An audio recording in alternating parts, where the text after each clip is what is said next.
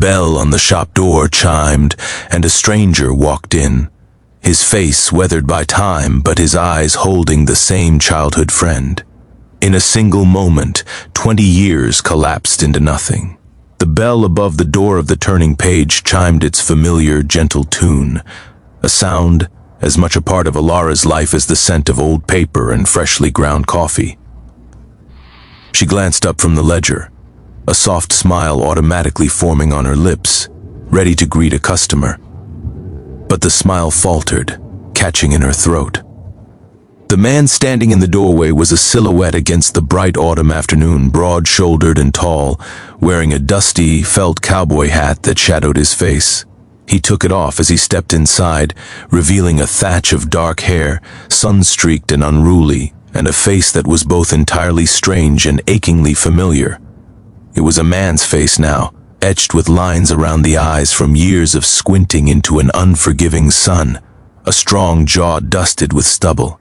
But the eyes were the same, the startling, clear blue of a summer sky, holding the same quiet intensity she remembered from 20 years ago. He held the hat in both hands, turning the brim over and over. A nervous gesture. It was so unlike the boy she knew, the fearless, wild-haired boy who could climb any tree and jump any creek. "Ellie?" he asked, and the voice was deeper, rougher, like stones tumbling in a riverbed, but the name was spoken with a softness that undid a knot in her chest she hadn't known was there. "Jake," she breathed, her own voice barely a whisper. She pushed herself up from the stool behind the counter, her hands suddenly cold. Jake Garrett, my God, 20 years. It felt like a lifetime and a single long breath all at once. 20 years since he'd left Willow Creek with his family, their farm lost to the bank, their pickup truck packed with everything they owned, leaving a void in the town and a gaping hole in her 10-year-old heart. He took a hesitant step forward, his worn leather boots making a soft, solid sound on the polished floorboards. "You're still here." "Some of us stay put," she said, the words coming out a little sharper than she intended. She softened her tone. "This is mine now. Mom and Dad retired to Florida a few years back. I added the coffee bar." She gestured vaguely to the gleaming espresso machine and the glass case of pastries. "It suits you," he said, his gaze sweeping over the cozy nooks, the towering shelves, the comfortable armchairs where people were lost in other worlds, the books and the coffee. "It's warm." "And you?" she asked, folding her arms across her chest, a defensive posture she didn't consciously choose. "What brings a cowboy all the way back to Willow Creek?" "A promise," he said simply. The word hung in the air between them, heavy with the weight of 2 decades. Alara's heart did a slow, painful lurch. She remembered the promise, of course she did. She had replayed it in her mind 1,000 times in the first few years after he left, a treasured secret talisman against the loneliness. They had been sitting in the highest branches of the whispering oak, the ancient tree on the edge of his family's property, their bare feet dangling high above the ground. He had just told her they were leaving. Her world had tilted on its axis. "I'll come back, Ellie," he'd said, his voice fierce, his small hand gripping hers. "I swear it. I'll come back and I'll buy this whole place back. And we'll build that treehouse we always talked about. Not a pretend one with scrap wood. A real one. With windows and a rope ladder. I promise."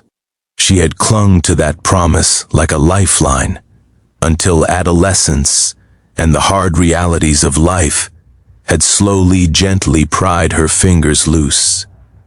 It became a sweet, sad memory, a piece of childhood folklore. It wasn't real. People didn't keep promises they made when they were 10. "It's been a long time, Jake," she said carefully, her voice neutral. "People change. Promises, they expire. A flicker of something, disappointment maybe, crossed his face before he masked it with a stoic calm. "Some don't," he said. "Can I buy you a coffee, for old time's sake?" The next hour was a strange dance of past and present. She made them both lattes, her hands moving with practiced efficiency while her mind reeled. They sat in a corner booth, the silence between them at first as vast as the Montana plains he described. He told her of his life, not in a boastful way, but with a quiet, factual recounting. He'd worked as a ranch hand, learning the trade from the ground up. He'd lived in bunkhouses, saved every penny he could, moved from Wyoming to Texas and back to Montana, following the work. He spoke of mending fences in blizzards, of the quiet satisfaction of a calf pull in the dead of night, of lonely sunrises over endless grasslands. His life had been hard and solitary, a stark contrast to her own, nestled in the heart of a community. She, in turn, told him about college, about coming home to help with the bookstore, about discovering a passion for it she never knew she had. She talked about the town, who had married whom, who had moved away, the new stoplight they'd installed on Main Street that everyone still complained about. She skirted around her own personal life, the handful of relationships that had fizzled out, the quiet acceptance that her great love story might just be the one she had with her town and her books. She didn't mention that no one, not one of the decent, kind men she had dated, had ever made her feel the way she'd felt at 10 years old, sitting in a tree with Jake Garrett. "It sounds like you've done well, Ellie," he said, nursing his cooling coffee. "You've built something real here, and you've been wandering," she said. He nodded. "Not wandering, working towards something." When they had exhausted their small talk, an awkward quiet settled again. "Walk with me?" he asked, his blue eyes pleading in a way that his voice would never allow. She found herself locking the shop door an hour early, a thing she never did, and following him out into the crisp air. They didn't speak as they walked, their steps falling into an old, familiar rhythm. They passed the town square, the old movie theater that was now a yoga studio, the bridge over the creek where they used to catch tadpoles in mason jars. Every landmark was a ghost. He led them, inevitably, towards the outskirts of town down the overgrown lane that used to lead to his family's farm. The old Garrett place was now subdivided, a handful of modern, characterless houses sitting on what used to be pasture land. But he walked past them, heading for the rise at the back of the property, where one gnarled, magnificent tree still stood against the skyline. The whispering oak. It was bigger, its branches thicker and more sprawling, but it was unmistakably the same tree. A tire swing, long rotted, hung from a low branch by a single frayed piece of rope. "It's still here," she whispered, reaching out to touch the rough bark.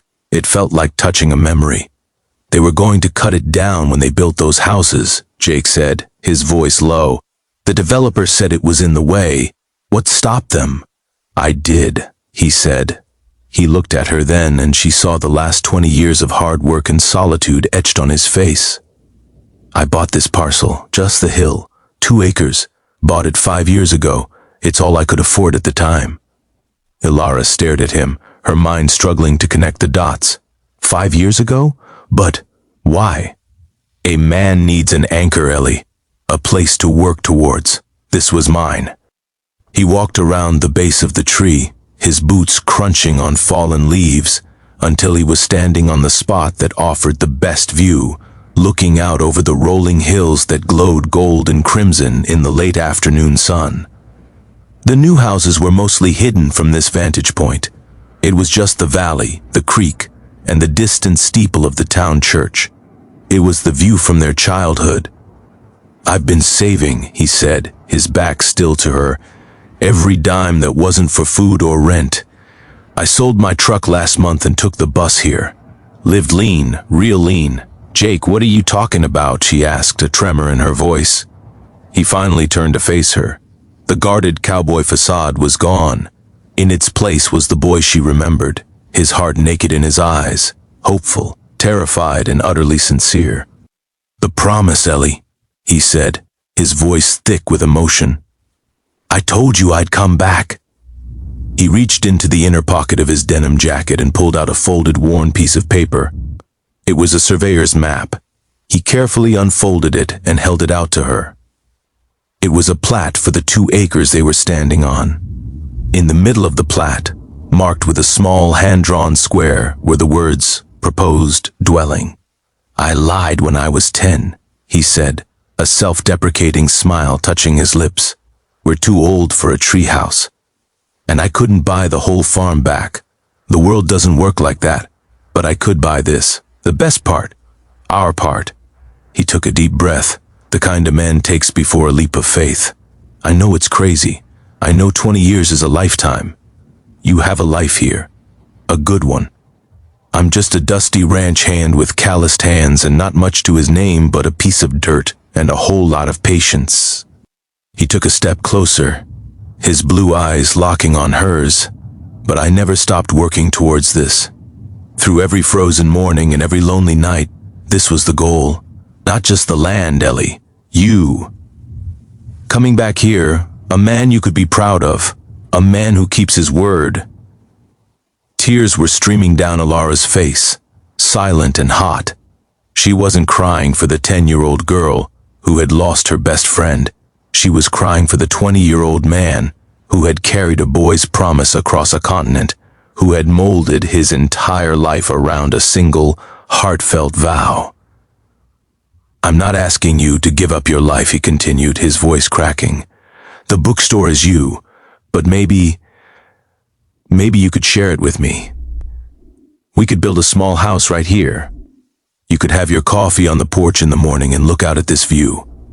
I could find work. There are still farms around here. I'm a good hand. I'm a hard worker. All I know is how to build things and how to see them through."